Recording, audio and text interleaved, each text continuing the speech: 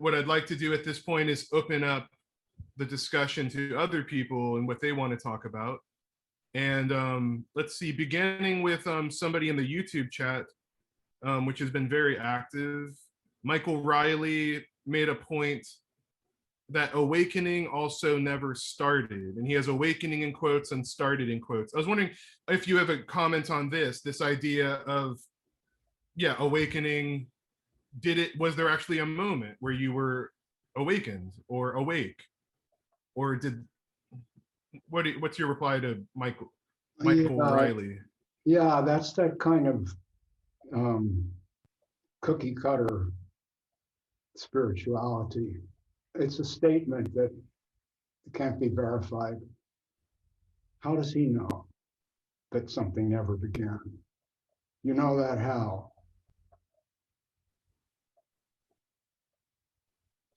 Right. It's one of those traditional, going back to Vedanta type sayings, that reality is that which has no beginning and no end. Yes, that's what I call it, a hypnotic trance. This person has heard these words and now they're true. And there's no way that they can be verified that I know about. And if you ask this guy, how do you know? I don't know what he would say.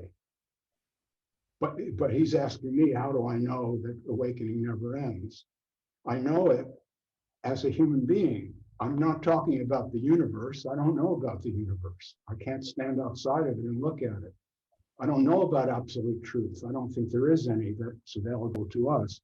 I know that in my experience, there was a time in my life when I was baffled, entirely caught up in my personality, and troubled all the time by various problems and things.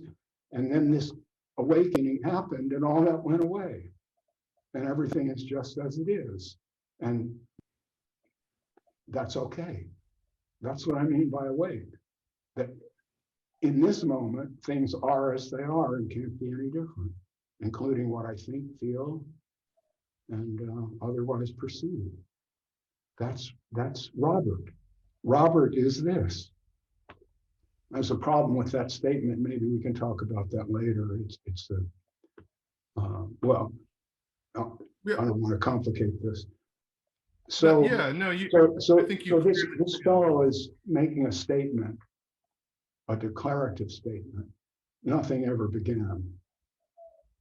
Yeah, and you know that how, Charlie? How? Tell me. Where are you standing? Well, Michael Riley, you're welcome to join the Zoom chat and ask directly if you have a follow-up question. But I think that was a great answer, Robert.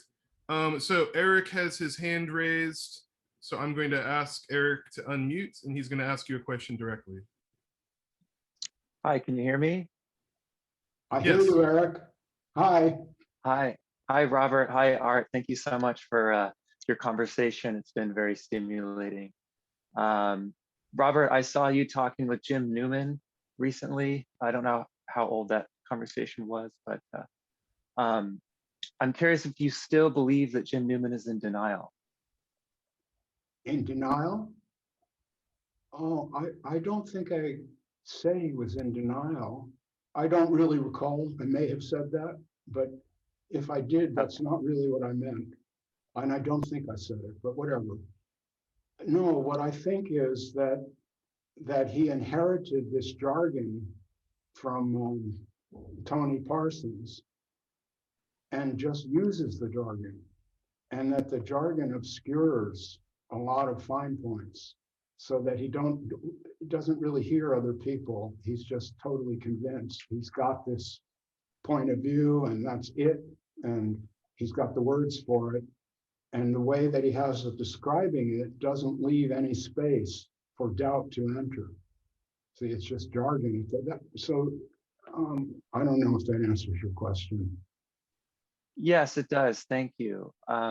I had one other question, if I may. I'm sort of wrapped up in non-duality, and I appreciate you sort of suggesting that you're kind of a bump in the road for someone on that path, or maybe the end point on the road for someone wrapped up in non-duality. But I'm stuck with this feeling that there can't be free will if there's at the core, if there's no center if there's no core, if it's really emptiness, then there's no free will. So how do I go about changing myself or altering negative habit patterns? Or you know what I mean? Well, I don't think there is any free will in the sense that you mean it. I think we do what we must, and we feel what we must feel, and that's life. We want there to be free will because we think that this moment needs to be fixed. There's something unsatisfactory about it. This is what the Buddha was teaching. What he was saying when he said all life is dukkha, that's been translated as all life is suffering. But actually, the word dukkha does not mean suffering. It means unsatisfactoriness. So there's something about life in each moment that's unsatisfactory. That's why you say, if there's no free will, how can I fix this? You can't. You have to live each moment, and that arises. You're not the doer. You're not making your feelings. You're not making your thoughts. They come to you. They come to you from outside somewhere or inside. I don't want to, that's complicated. But like non-duality, you didn't dream that up, right? You heard it somewhere and it rang a bell and you're interested in it, and that's fine. I don't mean to discourage you, but it's never going to provide free will, however much you study. In fact, non-duality, as I understand it, is the death of free will, the absolute death of free will. There's no, if we really take the non-duality entirely seriously, as if it were just the way things are, which I doubt, but if it is, if it's all one, then how are you going to stand outside yourself and fix anything? You can't. Yeah. So to borrow a metaphor from Rupert Spira, who maybe got it from Ramana Maharshi, the screen and the projector, we are the screen that's not affected or not changed by what is projected. No, I don't say that. I know about that metaphor. That's out of Vedanta.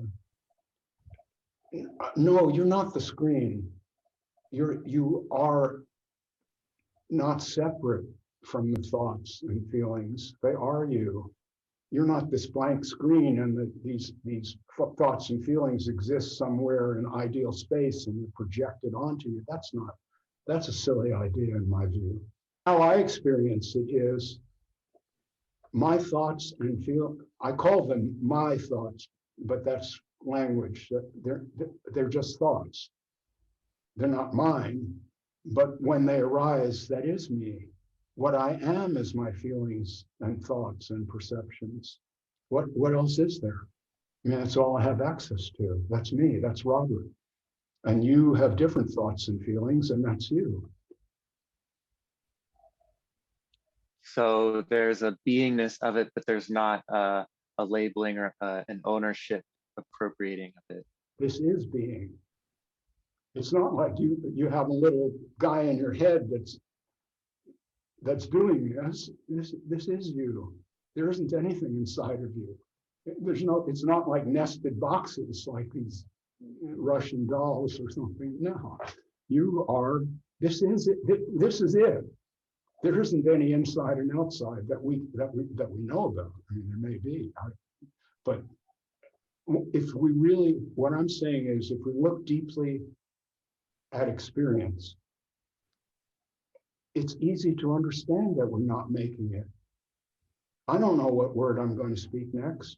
You ask me a question, and then now this is coming out. There's not a little Robert in my head constructing these ideas. I mean, they're just coming. I have no idea where this comes from. I just speak. Even though I know that I'm being judged, this will be seen on video and all that, and I don't, there's no Robert to intervene and cut me off at the pass. This is just the way it is. In awakening, there's a kind of freedom. There's a kind of freedom, but the freedom may be insulting to some people because I call it my mind, but it's not really mine. I just speak my mind, and other people take it the way they take it. Some people like it, some people hate it.